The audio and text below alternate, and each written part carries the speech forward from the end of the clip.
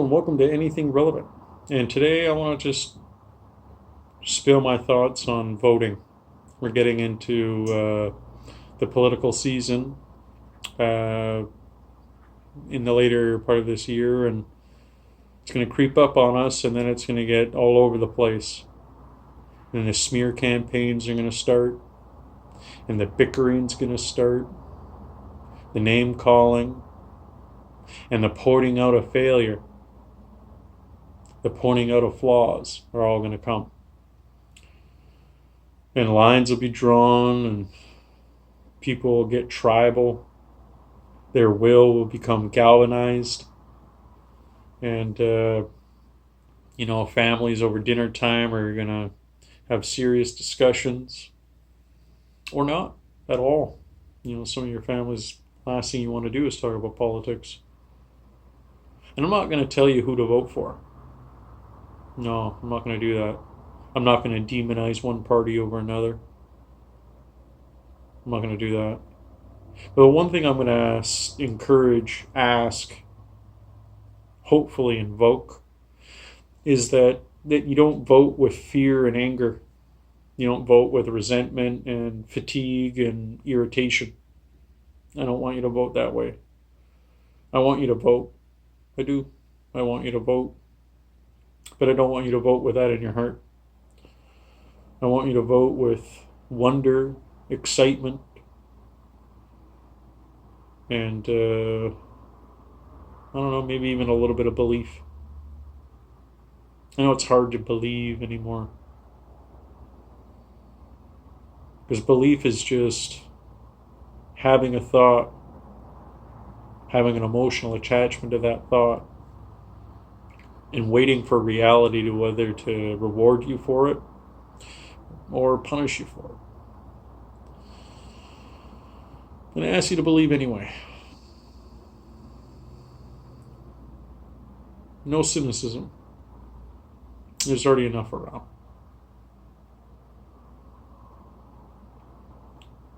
There's already enough anger, fear, bigotry. The persecutions are everywhere.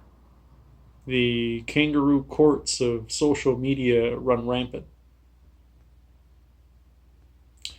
We're shaming each other out of doing things, saying things, even believing things. We are micromanaging each other. It's really rough. And that's just the invisible world. Then you got the visible world that has, just watch the news. All the attacks,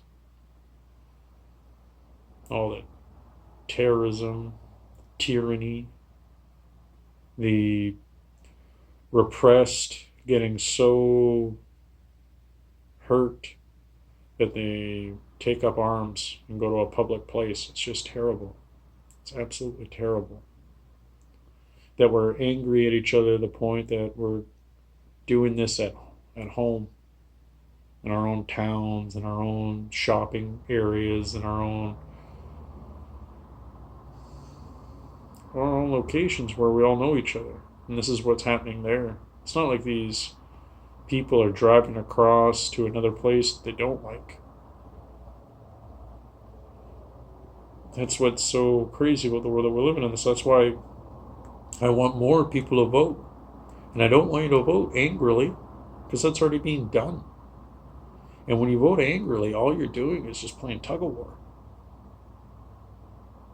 Your side gets momentum for a while, but the laws are the laws, and then the other side pulls. You can't stop it because you've already had your turn. So this is what that tribal voting does. It creates a tug of war. One side gets a single term, then another side gets a single term. The other side gets a double term, the other side gets a single term, then a single term, then a double term. And it just, we've all heard the expression, take one step forward, two steps back. And that's what voting angry and fear and resentful and with prejudice and all of that when you have it in your heart, you're just contributing to the tug of war. Now, the beauty about Canada is that we got more than two options. We can break the cycle of tug of war. We can be a nation among few that don't vote with fear and anger, but with clarity, calmness, respect, and compassion. With like I say, just being aware. A nation voting on awareness and determination, that's a strong country. It's a country that gets stuff done. You can't get stuff done with a minority government.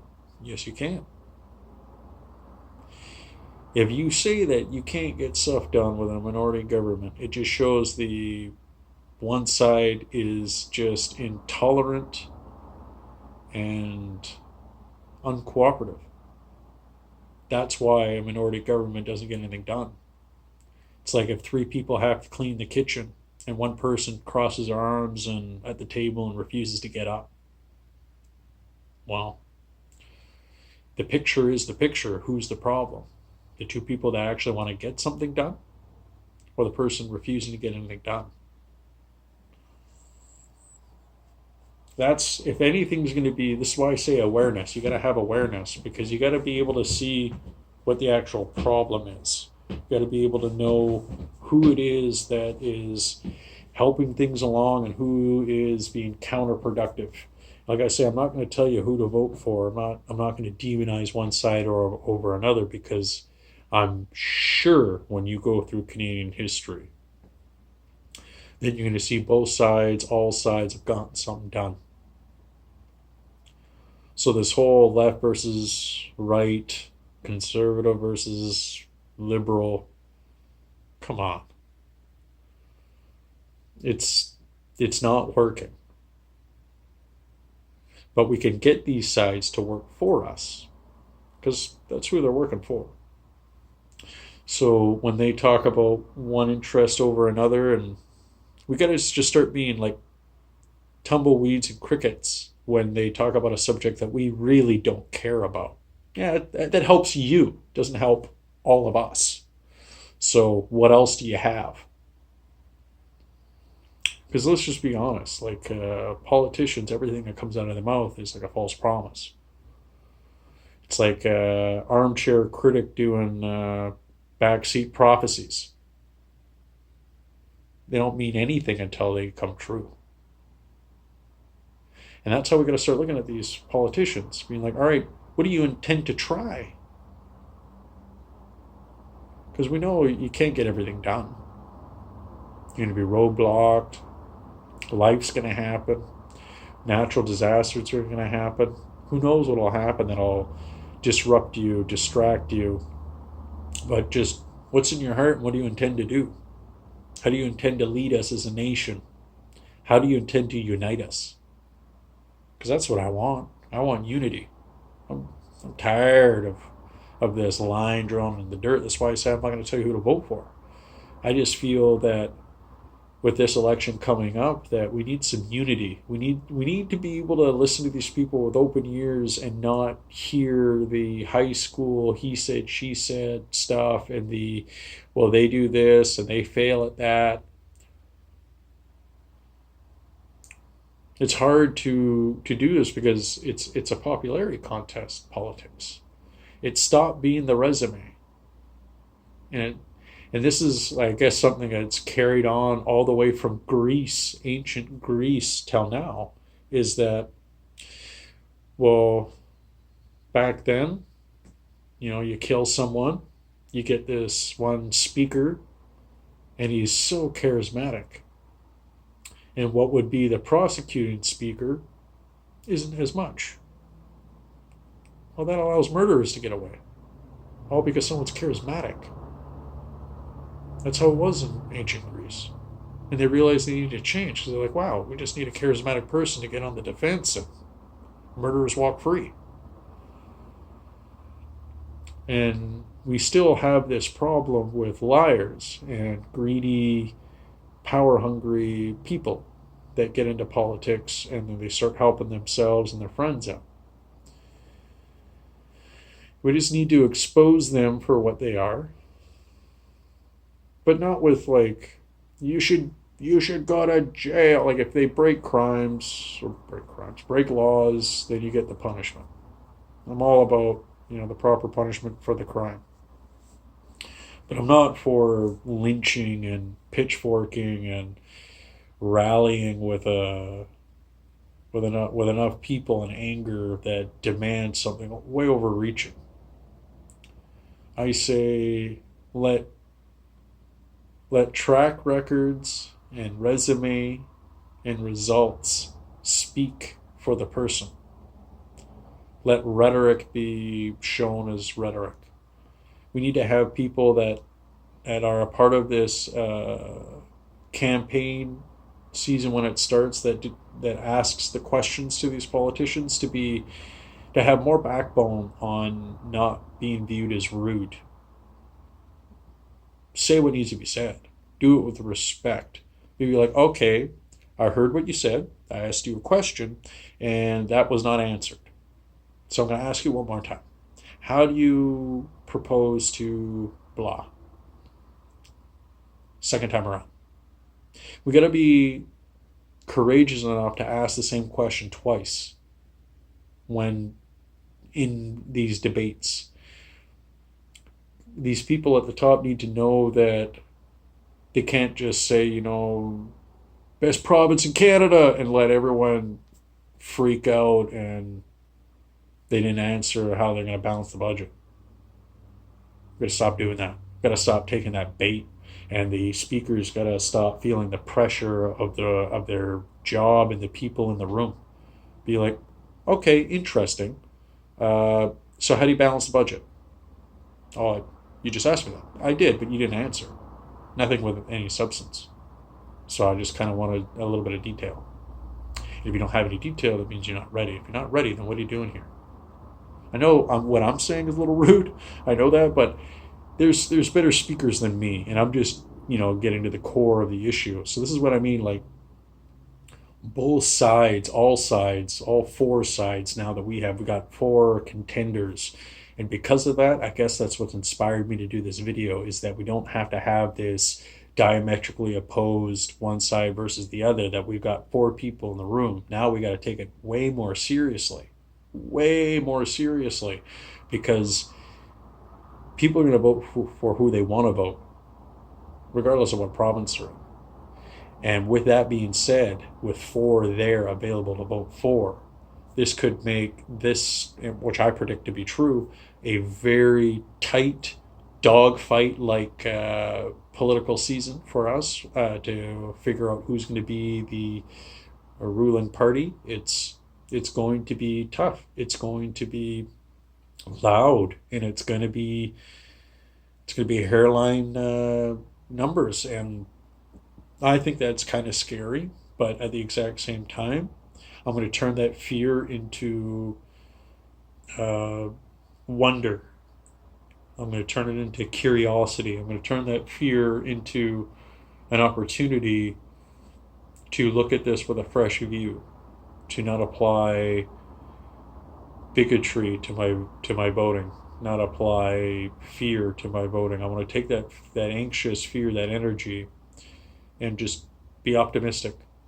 I'm going to be optimistic and hopeful, with a little bit of belief that this season is going to be a better season, or a better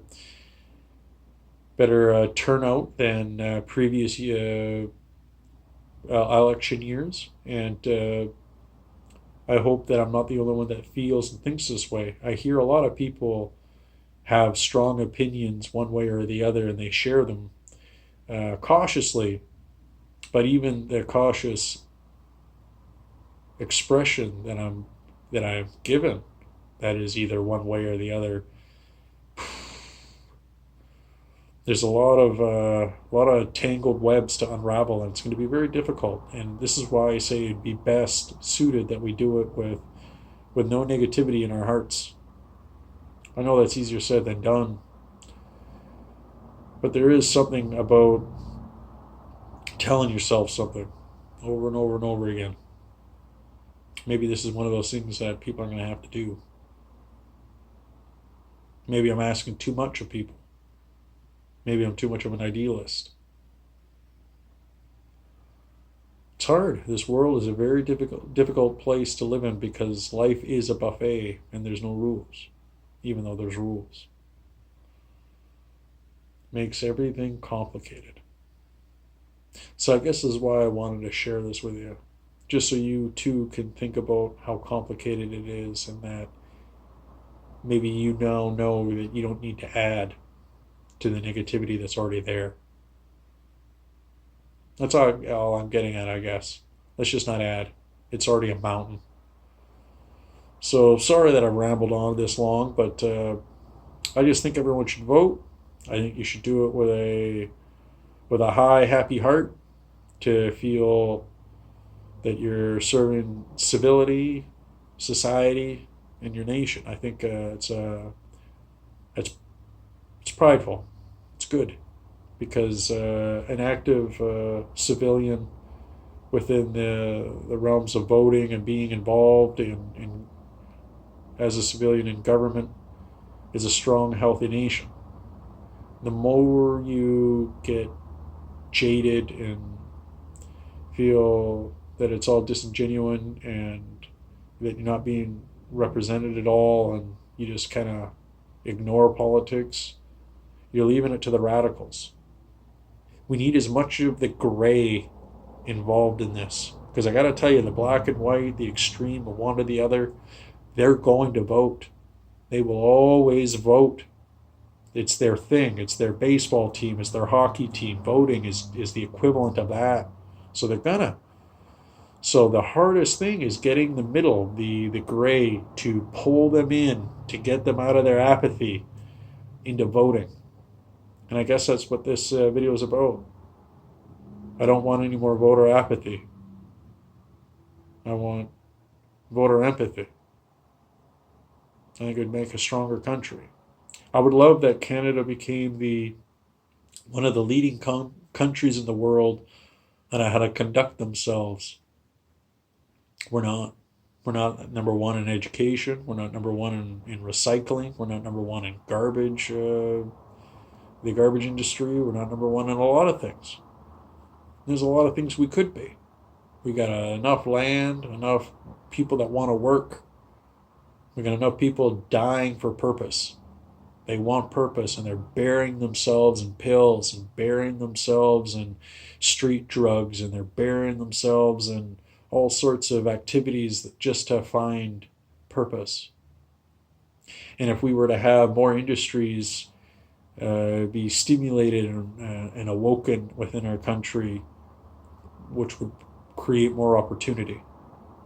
And with that opportunity, with a higher level of education, a higher level of empathy, we would be a leading country on happiness and success and civility that other countries that are not having these things happen. They're having authoritarianism running unchecked, unopposed. They're having bigotry carried out in the streets. They're having martial law, not martial law, but like kangaroo courts running rampant. They're having all sorts of horrible things that no one in Canada would like to have happen in their neighborhood, let alone the country itself. So I encourage all that listen, please vote. Please share this video.